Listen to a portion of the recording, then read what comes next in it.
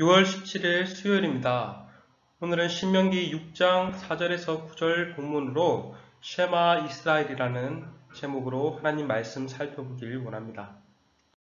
신명기 6장 4절에서 9절 말씀입니다. 이스라엘아 들으라. 우리 하나님 여호와는 오직 유일한 여호와시니 너는 마음을 다하고 뜻을 다하고 힘을 다하여 내 하나님 여호와를 사랑하라.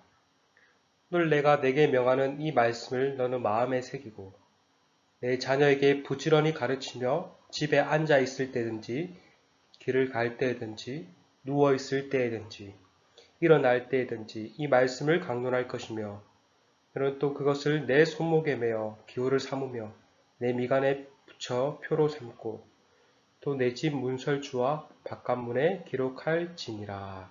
아멘. 신명기 6장 4절에서 9절은 쉐마 본문으로 불리는 말씀입니다. 특별히 이 본문은 히브리 교육의 헌장이라고도 불립니다. 또한 기독교 교육에 있어서 이 본문은 구약의 대표적인 본문 중 하나입니다. 우리가 잘 알듯 오늘 본문이 속한 신명기는 죽음을 앞둔 모세가 모압에서 행한 고별 설교입니다. 이 고별 설교의 대상은 누구입니까? 바로 이스라엘의 새 세대였습니다. 광야에서 반역한 옛 세대가 죽은 후 장차 가나안 땅에 들어가 그 땅을 차지하게 될 새 세대들을 향해 언약에 대해 순종할 것을 요구하였던 것입니다. 오늘 본문에 앞서 5장에서는 모세는 이스라엘 새 세대들에게 시내산에서 하나님과 맺은 언약을 상기시키며 언약의 요구의 핵심인 십계명을 다시 말하였습니다. 이스라엘 새 세대들아, 너희들이 앞으로 들어갈 가나안 땅을 차지하게 될 것인데 그 땅에 복받는 비결은 언약에 순종하는 거야 라고 말한 것입니다. 약속의 땅 그 자체가 그들에게 축복을 보장해 주는 것이 아니라 그 땅에서 율법을 순종할 때만 그 땅이 축복의 땅이 될 것이고 반대로 순종하지 않는다면 그 땅은 저주의 땅이 될 것이라고 말한 것입니다. 그런 뒤 나오는 내용이 바로 오늘 본문 쉐마 말씀입니다.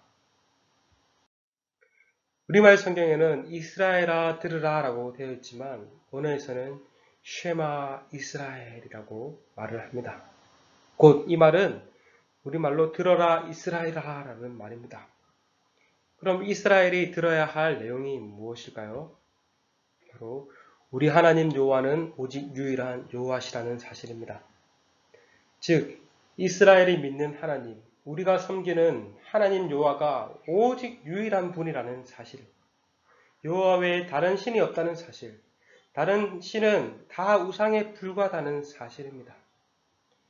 이것은 앞서 십계명의 첫 번째와 두 번째 계명을 통해서도 말씀한 내용입니다.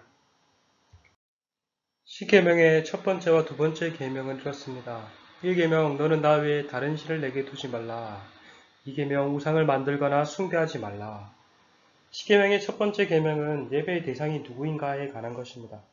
우리가 섬겨야 할 예배의 대상은 유일하시고 참되신 여호와 하나님이라는 것입니다. 이어서 나오는 두 번째 계명은 예배의 방식에 관한 것입니다. 예배의 대상이 되시는 유일하고 참되신 하나님께 어떻게 예배를 드려야 하는 것입니다. 그럽니다. 당시 이방 사회는 많은 신들을 섬기는 다신교 사회였습니다. 이스라엘 첫 세대가 나온 이집트가 그랬고 이스라엘 세 세대가 들어갈 가나안 땅이 그랬습니다.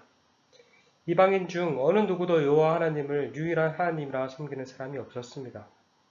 또한 예배의 방식에 있어서도 눈에 보이는 형상, 곧 우상을 만들어 숭배했죠.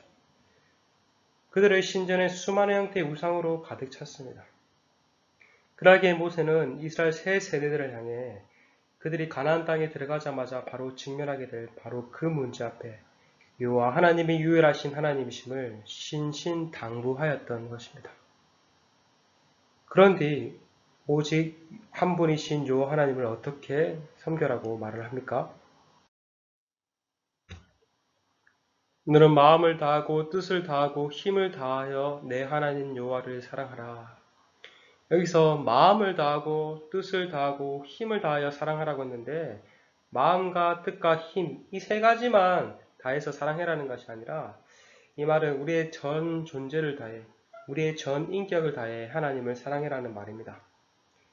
유일하신 여호와 하나님만을 절대적으로 사랑하라는 것입니다. 예수님께서도 율법의 제일 큰 계명을 묻는 자들에게 뭐라고 말씀하셨습니까? 내 마음을 다하고 목숨을 다하고 뜻을 다하여 하나님을 사랑하라. 이것이 크고 첫째 되는 계명이다 라고 말씀하셨습니다. 이처럼 하나님은 우리에게 절대적인 사랑과 순종을 요구하십니다. 예를 들어 어떤 부부가 있다고 합시다.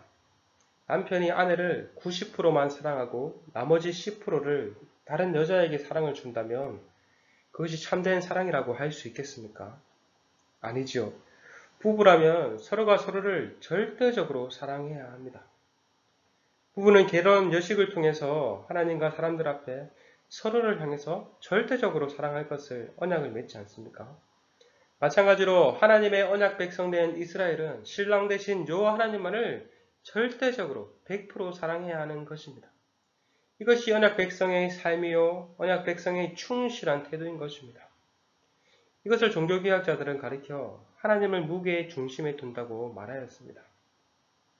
이처럼 모세는 이스라엘 세 세대를 향해 여호와 하나님이 한 분이시며 그 한 분이신 여호와 하나님만을 전적으로 사랑하라고 말한 것입니다. 그렇다면 어떻게 하나님을 전적으로 온전히 사랑할 수 있을까요? 신명기 6장 6절에 오늘 내가 내게 명하는 이 말씀을 너는 마음에 새기고, 여기서 말씀을 마음에 새기는 것은 그 말씀을 항상 기억하고 묵상하고 순종하는 것이라 할 수 있습니다. 예수님께서도 나의 계명을 지키는 자라야 나를 사랑하는 자라고 말씀하셨습니다. 여기서 우리는 사랑의 속성에 대해 알 수 있습니다. 우리는 흔히 사랑이라고 하면 감정적인 것으로만 치우쳐 생각하기 쉽습니다. 물론 사랑에는 감정적인 요소도 분명히 있습니다. 그러나 꼭 그 감정만이 사랑은 아닙니다. 참된 사랑은 행동과 의지를 동반합니다. 우리가 아무리 상대방에게 사랑이라고 말을 하지만, 사랑한다라고 말을 하지만 그 사랑이 행동으로 나타나지 않는다면 어떤 것입니까? 공허한 외침에 불과한 것이요, 껍데기에 불과한 사랑일 것입니다. 마찬가지로 우리가 하나님을 사랑한다라고 말하지만 행실에 있어 하나님의 말씀에 순종하지 않는다면 그것은 참된 사랑이 아닐 것입니다. 여러분, 온전한 사랑은 고백과 더불어 그 고백에 합당한 행동이 수반됩니다. 하나님을 사랑한다면 하나님의 말씀에 순종하는 행동으로 나타나게 됩니다. 그런데 여러분, 우리 인생의 문제가 무엇입니까? 그렇게 하나님을 사랑하지 않는다는 사실입니다. 우리는 하나님을 사랑한다고 입술로는 고백을 하고 찬양을 하지만 정작 하나님을 온전히 사랑하지 못할 때가 많습니다. 그래서 어떤 교수님은 이렇게 말씀하셨습니다. 오늘날 크리스천들은 입술로는 유신론자이지만 행실에 있어 무신론자와 같다. 우리는 절대적인 것들에 절대적인 가치를 두고 상대적인 것을 상대적인 가치를 두어야 마땅하지만 그렇지 못합니다. 절대적인 하나님을 상대적으로 대하고 상대적인 물질과 명예와 쾌락을 절대적으로 대하죠. 이것이 바로 오늘날 우리 시대의 우상인 것입니다. 하나님을 무게의 중심에 두지 않고 다른 그 무엇을 무게의 중심에 두니 우리의 삶의 질서가 제대로 잡힐 리가 있습니까? 내면이 혼란스럽고 공허합니다. 그러니 계속해서 다른 무엇으로 또 채우려고 합니다. 그러나 그러한 것들은 더욱더 혼란과 공허함을 더할 뿐입니다. 이것이 바로 절대적인 하나님을 상대화시킨 오늘날 우리 현대인들의 비극인 것입니다. 이 인생의 비극 앞에 우리는 다시 오늘 쉐마의 말씀을 붙들어야 할 것입니다. 여러분의 신앙생활의 시작과 끝은 우리 하나님을 사랑하는 것입니다. 하나님을 사랑하는 자는 하나님의 말씀을 온전히 깨달아 알 뿐만 아니라 그 말씀을 생활 곳곳에서 순종하며 사는 것입니다. 하나님의 말씀을 살기 위해 날마다 자신을 쳐서 십자가에 복종하는 삶입니다. 이것을 위해 우리는 기도하고 그렇게 살지 못함으로 하나님의 앞에 애통하며 나아가야 할 것입니다. 그러기에 신자의 신앙생활은 날마다 십자가 앞에 나아가는 삶이라 할 수 있습니다. 여러분, 하나님을 사랑하는 자는 하나님의 말씀을 사랑하는 자입니다. 그런데 이 말씀이 우리 당대에서만 그쳐서는 안 될 것입니다. 우리 자녀들에게도 우리의 다음 세대들에게도 이것을 가르쳐야 할 것입니다. 그래서 신명기 6장 7절과 9절에서는 이렇게 말을 합니다. 내 자녀에게 부지런히 가르치며 집에 앉아 있을 때든지 길을 갈 때든지 누워 있을 때든지 이 말씀을 강론할 것이며 너는 또 그것을 내 손목에 매어 기호를 삼으며 내 미간에 붙여 표로 삼고 또 내 집 문설주와 바깥문에 기록할지니라. 여기서 우리는 신앙교육의 중요한 원리를 발견할 수 있습니다.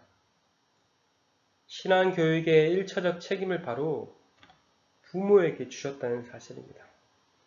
신앙교육의 주체는 바로 부모입니다. 그런데 오늘날 많은 경우 우리는 이 책임을 대부분 교회에 맡겨버렸습니다. 마치 자녀들의 신앙교육을 학원이나 학교에 맡겨버리듯이 교회 사역자들에게 맡겨버렸습니다. 부모가 신앙교육의 주체가 아니라 교회학교 선생님이 사역자가 주체가 되어버렸습니다. 지금은 코로나 상황이라 좀 달라졌지만 대부분의 가정에서 부모들은 일주일에 한 번 교회학교에 자녀를 맡길 뿐 그 뒤 가정에서 신앙교육은 전혀 작동하고 있지 않습니다. 그러하기에 다음 세대 자녀들에게 신앙이 온전히 전수되기가 너무나 어려운 시대인 것이죠. 우리는 주변에서 이러한 경우를 얼마나 많이 봅니까? 부모 세대에는 신앙이 너무나 좋지만 자녀 세대에는 이 신앙은 이탈의 경우를 우리는 얼마나 많이 봅니까? 미국의 한인 사회에서 많은 경우 자녀들이 부모와 함께 사는 고등학교 때까지는 교회를 다니지만 부모의 품을 떠나 대학교에 들어가게 되면 다른 지역에 가게 되면 자연스럽게 교회도 떠난다고 합니다. 이것은 우리나라도 크게 차이는 없을 것이고 이곳 한인 사회도 크게 차이는 없을 것입니다. 왜 이러한 결과를 낳게 되었습니까? 바로 부모가 신앙의 주체로서 신앙 전수가 제대로 이루어지지 않았기 때문입니다. 여러분, 자녀의 신앙 교육은 선택 사항이 아닙니다. 하면 좋고 안 해도 괜찮아가 아닙니다. 이것은 필수 사항이요. 하나님이 강력한 명령입니다.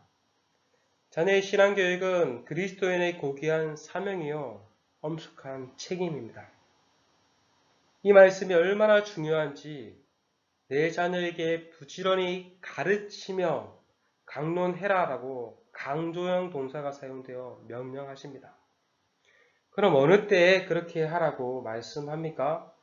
집에 앉아 있을 때든지 길을 걸어갈 때든지 누워 있을 때든지 일어날 때든지 신앙교육의 장소와 신앙교육의 시간은 생활 곳곳에서 삶 전체에서 이루어져야 한다고 말을 합니다. 교회에서 주일에만 이루어지는 것이 아니라 자녀와 함께 있는 24시간, 365일 이루어져야 한다는 말입니다. 왜 그렇습니까? 이스라엘이 들어갈 가나안 땅은 조금이라도 방심하면 세속 문화에 쉽게 노출되기 때문입니다. 오늘도 마찬가지 아닙니까? 오늘날도 들리는 세상의 소리도 성경과는 정반대입니다. 그리고 우리 자녀들이 하나님의 말씀을 볼 수 있도록 하기 위해서는 말씀을 손목에 메고 다니며 미간에 붙이거나 문설주에 기록하라고 말합니다. 실제로 유대인들은 이 말씀을 문자 그대로 적용하여 옷술에 긴 말씀 꼬리를 달고 다니고 이마에 말씀 상자를 메고 현관문에 말씀 상자를 달아놓고 들어가고 나올 때마다 만지거나 입을 맞춘다고 합니다. 오늘날 우리는 이것을 문자 그대로는 지킬 필요가 없습니다. 그러나 이 가르침의 핵심, 정신은 지켜야 할 것입니다. 여러분은 유대인들의 교육이 얼마나 대단한지 다 잘 알고 계실 것입니다. 그래서 한때 우리 사회는 유대인들의 교육에 대한 관심이 매우 높았죠. 저도 예전에 미국 유대인에 대한 교육에 대한 EBS 다큐를 본 적이 있습니다. 토요일 저녁 8시면 아버지와 아들이 회당에 모여 1대1로 열심히 탈무드를 공부한다고 합니다. 우리 같으면 토요일 8시면은 뭐 할 때입니까? 열심히 놀고 즐길 때죠. 그러나 유대인들은 그 시간에 회당에 모여 아버지가 아들에게 1대1로 탈무드를 가르쳤습니다. 가르치는 아버지도 진지하고 배우는 아들도 매우 진지했습니다. 다큐에서 라피가 인터뷰를 하며 이렇게 말하였습니다. 우리가 아이들을 가르치지 않는다면 길거리에서 잘못을 배울 것이에요.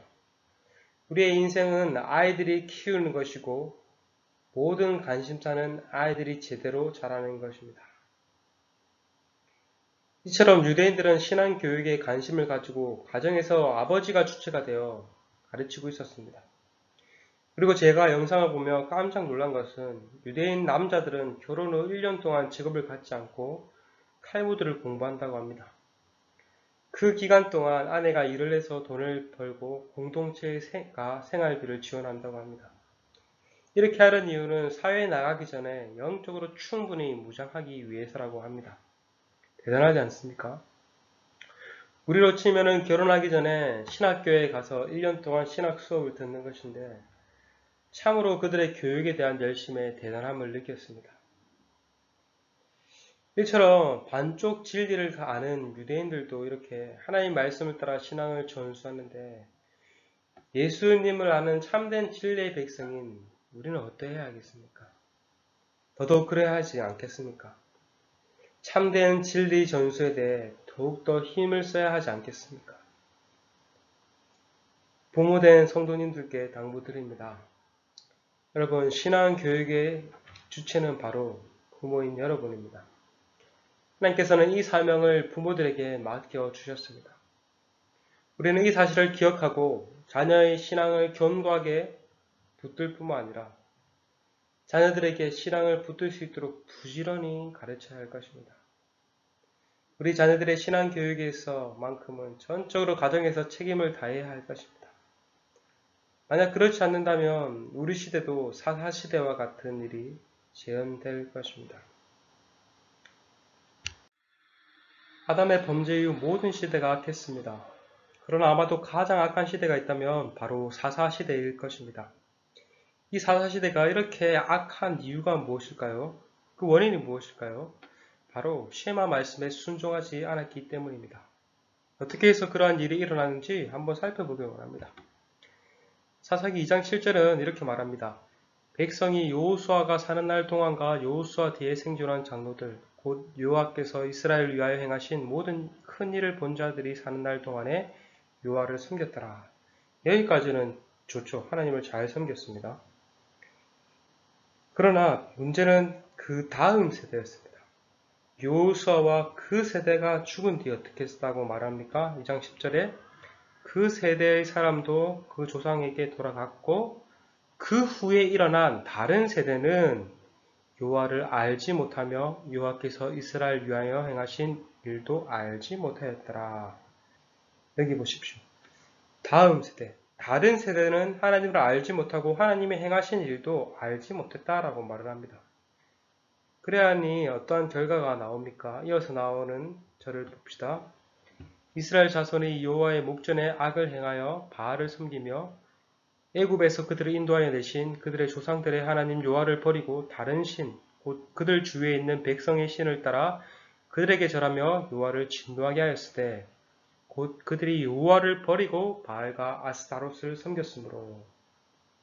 여기 보십시오. 이것이 사사시대에 일어난 비극입니다. 사사시대가 그렇게 악할 수 있는 원인은 바로 쉐마 교육의 부재였던 것입니다. 그토록 모세가 하나님의 말씀을 따라 자녀들을 교육하라고 신신당부하였지만 그들은 그 말씀에 순종하지 않았던 것입니다. 여러분의 자녀들에게 신앙교육은 잘 전수가 되고 있습니까? 가정이 신앙교육의 주체로서, 부모가 신앙교육의 주체로서 역할을 잘 감당하고 계십니까? 만약 그렇지 않다면 우리는 다시 이 말씀을 붙들어야 할 것입니다. 만약 우리가 그렇지 않다면 우리 시대도 다시 사사시대와 같은 일들이 재현될 것입니다. 반대로 교회사 가운데 쉐마 교육을 잘 실천하는 시대도 있었습니다. 바로 16, 17세기에 살았던 청교도들입니다. 청교도들은 교회사에서 가장 성경의 사람으로 불리는 한 체계의 사람이었습니다. 청교도들은 가정을 교회와 사회를 위한 학교로 간주했습니다. 특별히 이들은 가정예배를 가정의 의무이자 특권으로 생각하고 하루에 한두 번 가정예배를 드렸다고 합니다. 이 가정 예배를 통해서 기도와 찬양, 성경 읽기, 교리에 대한 신앙의 기본을 가르치며 신앙을 전수했습니다. 그리고 일주일에 적어도 한 번, 1시간은 자녀들에게 교리 문답을 가르치는 것을 아버지의 의무로 독려되었다고 합니다. 그러니 이 시대에 정말 많은 경건한 그리스도인들과 경건한 설교자들이 배출될 수 있었다고 합니다. 청교도들이 영적인 거인회라고 말하면 오늘날 우리는 정말 영적인 난장에 불과합니다. 여러분, 이처럼 우리 그리스도인의 가정은 그리스도의 학교가 되어야 합니다. 우리는 이를 위해 위로부터 오는 지혜를 구해야 할 것입니다. 우리는 우리의 자녀들에게 성경을 아는 지식보다 더 낫거나 더 유익한 선물을 제공할 수 없습니다. 자녀들이 어리다면 그들이 이해할 수 있는 수준에 맞춰 성경을 읽어주고 설명해주는 노력이 필요합니다. 아울러 그들이 조금 더 자라면 성경을 스스로 읽고 암기할 수 있도록 도와야 할 것입니다. 그리고 좀 더 성장한다면 그들이 성경을 스스로 묵상하고 연구하고 또한 다른 이들을 양육할 수 있는 수준에까지 가르칠 수 있어야 합니다. 이렇게 하기 위해서는 우리 부모들이 계속해서 말씀을 알고 배워야겠죠. 이것이 정말 이상적인 일일까요? 아닙니다. 이것은 이상적인 것이 아니라 우리가 반드시 해야 할 일입니다. 혹시 여러분 중에 이렇게 생각할지도 모르겠습니다. 아니, 왕사님 애나 키워보고 말씀하세요. 애가 키우는 일이 그렇게 쉬운 줄 아십니까? 더군다나 신앙교육을 아이들에게 시키는 게 쉬운 줄 아십니까? 물론 맞습니다. 부모 되면 참 쉽지 않은 거 저도 압니다. 추구하는 이상과 현실이 무척 괴리가 있다는 것도 압니다. 그러나 그렇다고 해서 우리는 가만히 넋을 놓고 있어야 될까요? 아닙니다. 쉽지 않지만 우리는 말씀이 이렇게 말을 하고 있으니 말씀을 따라 우리 자녀들에게 말씀으로 양육해야 합니다. 여러분, 자녀들에게 많은 경험을 제공하고 좋은 환경을 제공하는 것, 좋은 교육을 주는 것 너무나 중요합니다. 그러나 우리가 그것보다 더 중요한 것은 그들에게 신앙의 유산을 물려주는 것입니다. 우리가 자녀들에게 물려줄 수 있는 최고의 유산은 바로 신앙의 유산, 말씀의 유산입니다. 이 유산에 우리가 성공한다, 유산을 물려주는 것에 성공한다면 다른 모든 문제는 다 해결될 것입니다. 그들이 신앙으로만 든든히 바르게 서 있는다면 그들의 인생의 나머지 문제는 그들이 알아서 말씀 안에서 해결해 나갈 수 있을 것입니다.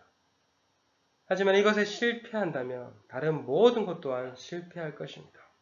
모래 위에 집을 짓는 것과 같을 것입니다.